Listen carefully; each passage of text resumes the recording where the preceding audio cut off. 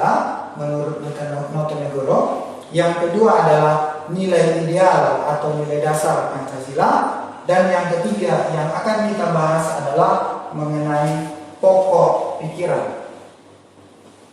Oke, pokok pikiran dari pembukaan Undang-Undang Dasar 45. Jadi begini dia, sebenarnya kenapa pokok-pokok pikiran itu diletakkan di pembukaan UUD 45? Maka jawabannya jadi begini. Di mana sebenarnya Pancasila itu ada? Kan begitu ya. Di mana Pancasila itu ada? Pancasila berada di pembukaan alinea keempat, ya. Jadi kalau ada pertanyaan di mana letak Pancasila itu, maka Pancasila terletak di pembukaan UUD 45, tepatnya di alinea yang keempat, ya, alinea keempat. Namun Undang-Undang Dasar 45 itu tidak menuliskan kata Pancasila. Jadi kamu tidak akan menemukan kata Pancasila di Undang-Undang Dasar 45 atau di dokumen lain tidak ada. Di pembukaan Undang-Undang Dasar 45 dinyatakan di pembukaan alinea keempat, nanti bisa kamu cek sendiri, negara berdasarkan atas (2) ketuhanan yang Maha Esa, kemanusiaan yang adil dan beradab, hingga sila yang kelima. Ya, jadi Pancasila itu ada di pembukaan Undang-Undang Dasar 45. Balik kepada kata kuncinya, pokok pikiran. Jadi pokok pikiran itu kalau belajar di bahasa Indonesia mungkin ya kita akan menemukan ide utama atau pokok pikiran di sebuah teks gitu dia ya. Jadi kita anggap pembukaan Undang-Undang Dasar ini adalah teks gitu ya, sebuah teks. Apa yang dimaksud dengan pokok pikiran? Ya, pokok pikiran adalah suasana kebatinan. Suasana kebatinan para pendiri bangsa. Siapa pendiri bangsa kita itu ya? Itulah founding fathers kita ya, para pendiri bangsa, founding fathers. Coba kita sedikit berfilsafat mengenai Pancasila atau berfilsafat mengenai hal-hal yang lainnya. Jangankan membuat dasar negara, karena kan Pancasila ini adalah dasar negara kan? Nah, Pancasila ini adalah dasar negara. Jangankan membuat dasar negara ya, seseorang yang memasak saja pasti punya suasana kebatinan deh. Ya, saya ambil contoh begini. Ada seseorang memasak nasi goreng. Tentu ada yang hal-hal yang ada di dalam batin dan pikirannya ya, kalau kita berfilsafat ya. Jadi nasi goreng ini mau saya buat gimana? Mau pedaskah? Mau maniskah? Nasi goreng ini saya buat berapa porsi? Nanti mau saya bagi ke siapa? Jadi ada suasana kebatinan dalam memasak nasi goreng itu. Begitu juga dalam membuat dasar negara, maka para founding fathers atau anggota BPUPKI yang kemudian menjadi anggota PPKI itu memiliki suasana kebatinan ini, negara ini mau diapain gitu ya. Jadi dasar negara itu mau apa gitu.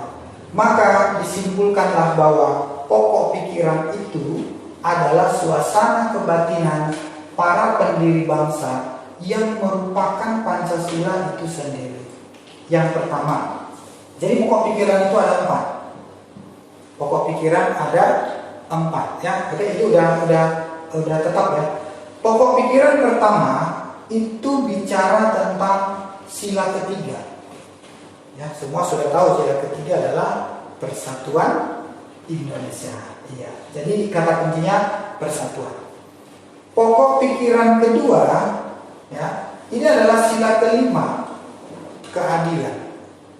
Oke, jadi pokok pikiran kedua keadilan. Jadi urutan Pancasilanya tidak sesuai seperti yang kita ketahui 1, 2, 3, 4, 5 gitu ya.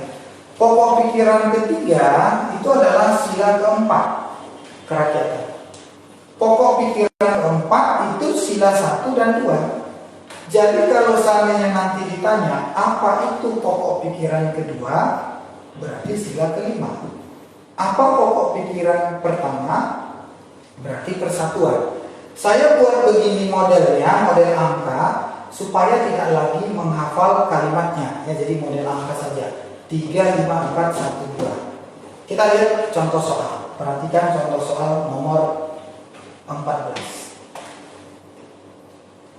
Hubungan antara pokok pikiran dia buat pertama. Berarti pokok pikiran 1. Kan logikanya. Pokok pikiran 1 ya lihat ini. 1. Berarti dia dalam sila ketiga. Berarti pokok pikiran pertama itu nanti kata kuncinya adalah sila ketiga, yaitu persatuan. Nah, kan nggak mungkin kamu nggak hafal ini ya. Pasti hafal semua kan. Persatuan. Itu kata kuncinya. Sebenarnya nggak perlu lagi kita bacain soalnya panjang-panjang, tinggal kita baca saja. A. Berhasilnya pembangunan dipengaruhi oleh cita-cita moral keadilan sosial. Keadilan sosial itu sila keberapa deh? Ya, sila keberapa keadilan sosial? Sila keadilan sosial itu masuk kategori sila kelima ya, 5 kan? Kan kita mau cari yang sila ketiga. Oke, kita mau cari sila yang ketiga.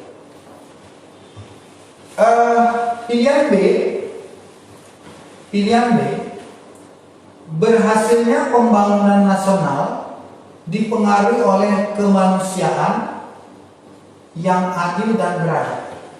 Kemanusiaan yang adil dan beradab itu sila keberapa? Kedua. Oke, kedua ya. Belum ya, bukan itu jawabannya. C. Berhasilnya pembangunan nasional sangat ditentukan oleh persatuan segenap bangsa Indonesia. Ya, kata persatuan adalah mengandung unsur sila ketiga. Ingat ya, belajar TWK itu ilmu sosial ya. Jadi beda seperti ilmu eksak. Kalau ilmu pasti dia 2, 3 gitu. Tapi kalau dia TWK itu ya kalau dikatakan persatuan, cari aja persatuan. Ada kata-kata yang lainnya nggak masalah gitu kan. Ya berarti jawabannya adalah yang C. Nah, kalau kita lanjut melihat ini sila keberapa? Ini kan musyawarah dan untuk mufakat, ini sila keempat ya. Kemudian pembangunan nasional berjalan lancar apabila dilandasi ketuhanan, ini sila yang pertama. Oke, itu dia untuk pokok-pokok pikiran. Nanti kalau sempat kita hapus lagi, kita tulis lagi, atau saya bacakan beberapa soalnya dari penjelasan saya ya. Apa sampai saat ini ada yang mau ditanyakan? Silakan. Kalau ada, kalau tidak ada, kita lanjutkan lagi pembahasan kita.